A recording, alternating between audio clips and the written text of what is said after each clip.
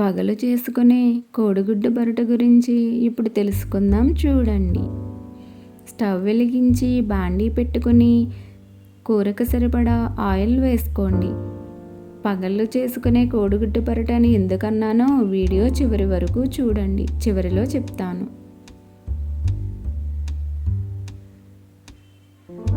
ఉల్లిపాయలు, కొత్తిమీర, కరివేపాకు, పచ్చిమిర్చి వేసుకోండి.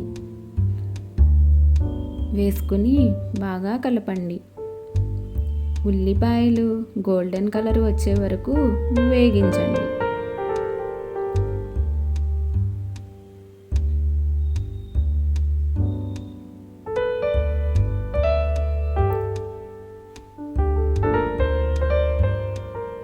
కొంచెం జీలకర్ర వేయండి. ఈ కోడిగుడ్డు పరోటా మా వారు తయారు చేస్తున్నారు. ఉల్లిపాయలను బాగా మగ్గించండి. తర్వాత కొంచెం పసుపు వేసి కలపండి.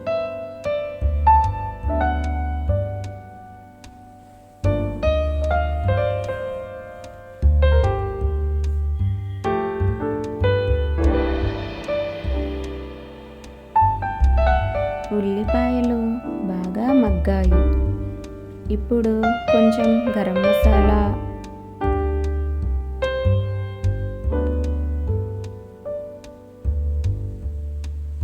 కొంచెం కారం వేసుకోండి. కారం ఎక్కువ తింటే ఎక్కువ వేసుకోండి, తక్కువ తినేవాళ్ళు తక్కువ వేసుకోండి. ఇక్కడ మా వారు ఎక్కువగానే తింటారు కాబట్టి ఎక్కువగానే వేస్తున్నారు. వేసుకున్న తర్వాత ఉల్లిపాయలను బాగా కలపండి. గరం మసాలా, కారం ఉల్లిపాయలకు బాగా పడుతుంది. తర్వాత రుచికి సరిపడా సాల్ట్ వేసుకోండి. బాగా కలపండి.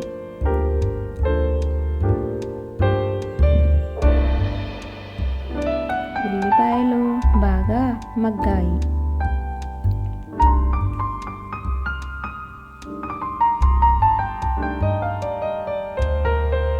ఇప్పుడు కోడిగుడ్లను పగలగొట్టి వేయండి.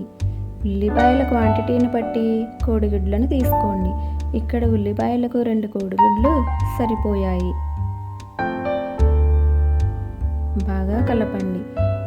పగలు చేసుకునే కోడిగుడ్డు పరోటాని ఎందుకన్నానంటే కోడిగుడ్లను పగలగొడతాం కాబట్టి పగలు చేసుకునే కోడిగుడ్డు పరోటా అని చెప్పాను. జోక్ చేశానండో, రాత్రులు కూడా చేసుకోవచ్చు.